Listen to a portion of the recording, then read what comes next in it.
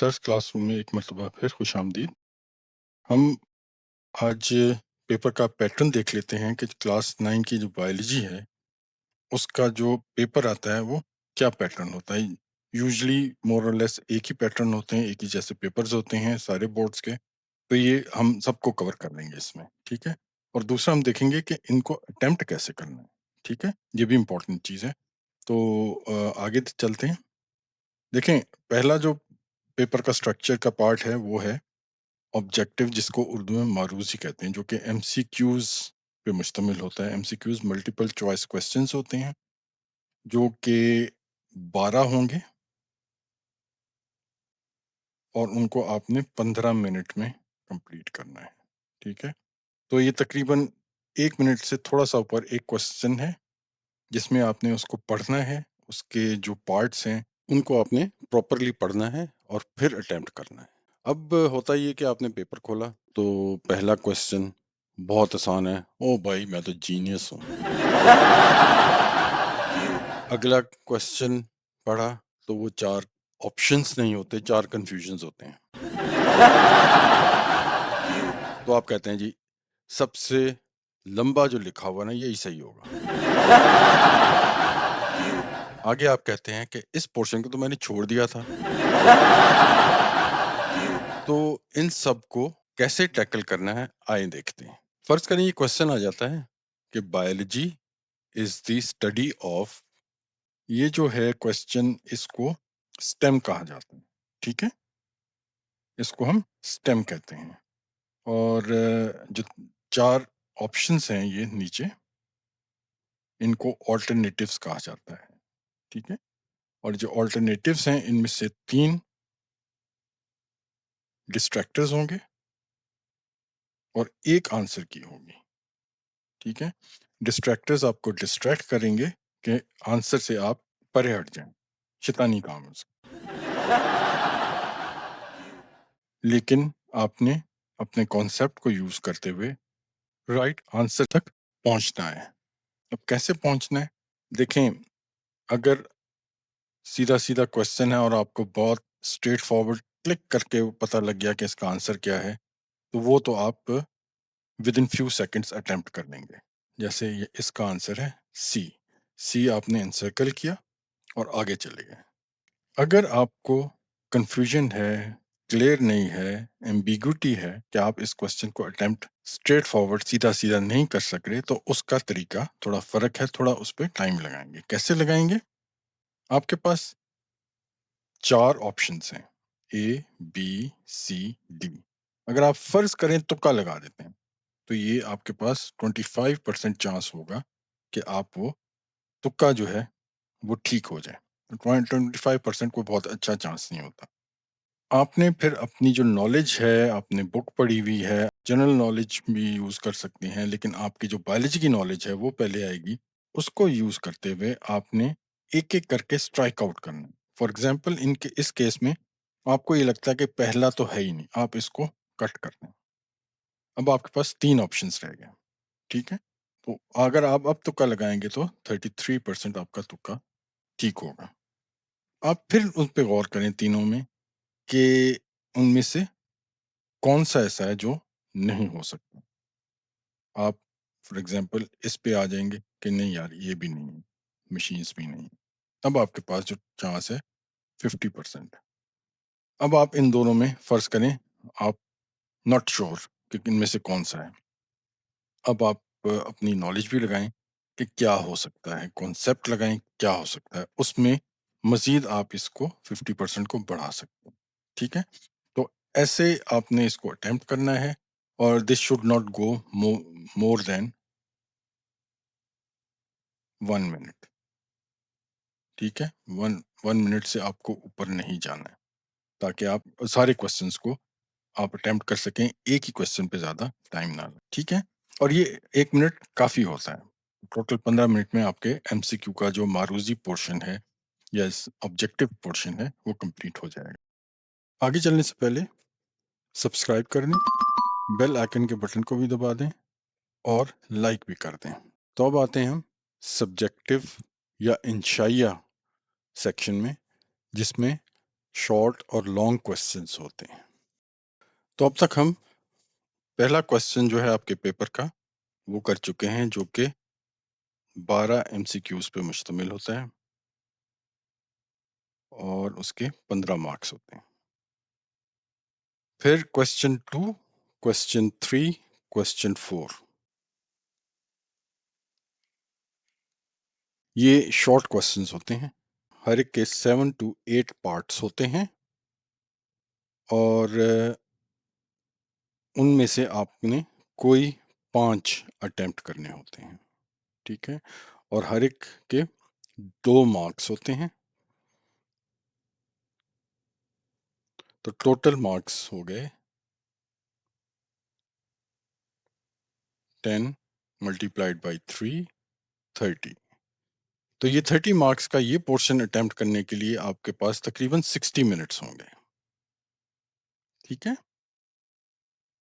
और जब आप इनको अटेम्प्ट करेंगे तो आपने इस चीज़ का ख्याल रखना है कि जो आपने क्वेश्चन अटेम्प्ट करना है उसका क्वेश्चन नंबर मींस, अगर आप क्वेश्चन नंबर 2 अटेम्प्ट कर रहे हैं तो उसका पार्ट भी प्रॉपर लिखना है। क्वेश्चन नंबर 2 का 1 कर रहे हैं या क्वेश्चन नंबर 2 का 2 कर रहे हैं, सो एंड सो फोर्थ। ये रोमन नंबर में आमतौर पे होता है, ताकि एग्जामिनर को पता लग सके कि आपने कौन सा पार्ट अटेम्प्ट किया है। तो ये ख्याल जरूर रखिएगा। फिर आ जाते हैं लॉन्ग क्वेश्चंस। लॉन्ग या शॉर्ट ऐसे क्वेश्चंस कह लें, ये भी 3 होते हैं, 5, 6 और 7। इनके 2 पार्ट्स होते हैं हर एक के, ए प्लस बी। और उनके मार्क्स होते हैं 4 प्लस 5 या 5 प्लस 4, दैट डिपेंड्स कि कैसा वो क्वेश्चन है। और उसको आपने अटेम्प्ट करना है तो टोटल 9 मार्क्स आप अटेम्प्ट कर लेंगे। इसी तरह 6 के भी 9 हैं, इसी तरह 7 के भी 9 हैं, और इनमें से आपने कोई 2 अटेम्प्ट करने हैं। जैसे कि अगर आप 5 अटेम्प्ट करते हैं तो दोनों पार्ट्स 5 के, ए और बी दोनों अटेम्प्ट करने हैं। और 7 अटेम्प्ट करते हैं तो ए और बी दोनों 7 के अटेम्प्ट करने हैं। 6 को आपने नहीं छेड़ना। तो इस तरह ये 9 में से अगर आप 2 अटेम्प्ट करते हैं तो टोटल 18 मार्क्स हो गए, ठीक है। और इस पे भी आपने वही ध्यान रखना है कि जोन सा आपने क्वेश्चन अटेम्प्ट करना है उसका क्वेश्चन का जो नंबर है, फॉर एग्जांपल 5 ए आप अटेम्प्ट कर रहे हैं तो आपने वो उस तरीके से लिखना होगा, ताकि एग्जामिनर को पता लग जाए कि आप कौन सा क्वेश्चन अटेम्प्ट कर रहे हैं। अब हम असेस करें कि पहले हमारे पास 15 मिनट्स हैं, उसमें आपने 12 मार्क्स अटेम्प्ट किए हैं। फिर जो 60 मिनट्स हैं उसमें आपने 30 मार्क्स अटेम्प्ट किए हैं।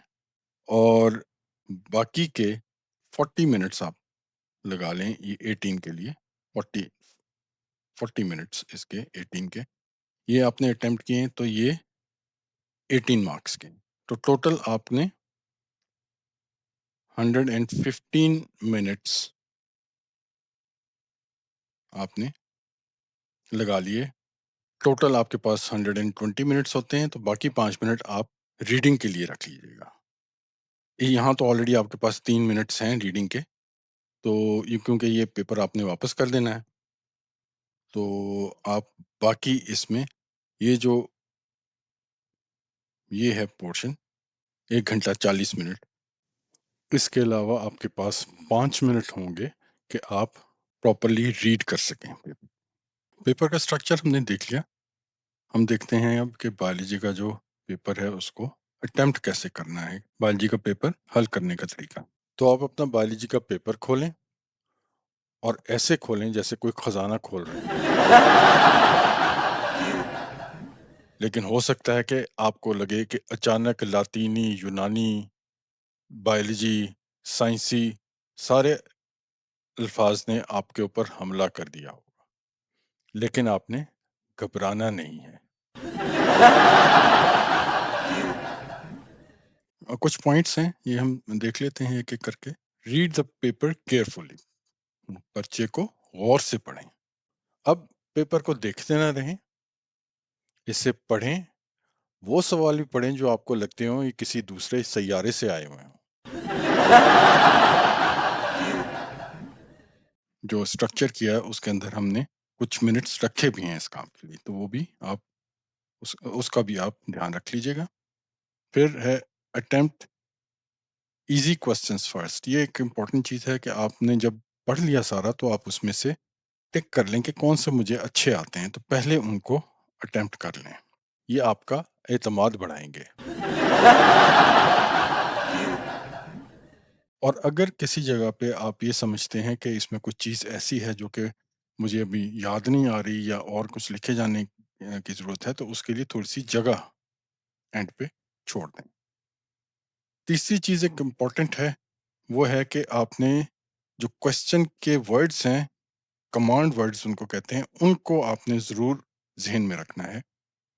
जैसे डिफाइन, एक्सप्लेन। डिफाइन है तो आपने डेफिनेशन ही करनी है, तारीफ करें उर्दू में कहेंगे तो आपने डिफाइन ही करना है। आपने कोई एक्सप्लेनेशन नहीं देनी। एक्सप्लेनेशन है तो सिर्फ डेफिनेशन नहीं, उसको आपने एक्सप्लेन भी करना होगा। और ये कितने मार्क्स हैं, वो उस पे डिपेंड करते हैं कि अगर एक्सप्लेन वाला क्वेश्चन है तो वो ज़्यादा मार्क्स वाला ही होगा, ठीक है? तो आप उस पे उतना टाइम भी लगा सकते हैं। फिर अगर है कि लिस्ट करें या एनलिस्ट करें या नेम दें, तो फ़हरिस्त बनाएँ, नाम लिखें, उसको आप उस लिहाज से करेंगे। और अगर अब डिफरेंशिएट पूछा है, फ़र्क बयान करें, तो उसमें आपने फ़र्क लिखना है, उसमें आपने कोई डेफ़िनेशन या अगर डेफ़िनेशन का फ़र्क में आ रहा है तो डिफ़ाइन आप कर लेंगे। लेकिन जो भी आपका जवाब हो वो प्रॉपर्ली उसको 2 चीज़ों का फ़र्क बयान कर रहा हो, ठीक है? नेक्स्ट आ जाता है कि जो आपने आंसर्स लिखने हैं वो क्लियर होने चाहिए, शॉर्ट होने चाहिए। बुलेट्स के फॉर्म में, जैसे ये बुलेट्स लिखे हुए हैं हमने, बुलेट्स के फॉर्म में लिखें तो आप ज़्यादा चीज़ कम टाइम में बता सकेंगे। हेडिंग्स को आप ज़रूर लिखिएगा, जहाँ पे हेडिंग है हेडिंग दें और फिर नीचे आप उसका आंसर लिखें। जहाँ पे डायग्राम्स या खाके आप कह लें, वहाँ पे आपने डायग्राम्स भी देनी है, ठीक है? नेक्स्ट आ जाते हैं, डायग्राम्स में आपकी वो साफ-सुथरी, नीट हो। पेंसिल से ड्रॉ करें ताकि अगर कहीं मिटाना पड़े तो मिटाया जा सके। और प्रॉपर लेबल करें उसको। चाहे आपका डायग्राम आलू जैसा हो, लेकिन उसे लेबल ज़रूर करें, तो वो अचानक साइंसी आर्ट बन जाता है। बगैर लेबलिंग के कोई डायग्राम नहीं होती, तो लेबल करना बहुत ज़रूरी है। और उसको नीट रखें, सिंपल रखें, बहुत ज़्यादा उसमें फूल-बूटे बनाने की या वो शेडिंग करने की ज़रूरत नहीं है। आप सिंपल बनाएँ। और सिंपल नीट डायग्राम्स के भी बाज़ औक़ात अलग से मार्क्स मिल जाते हैं।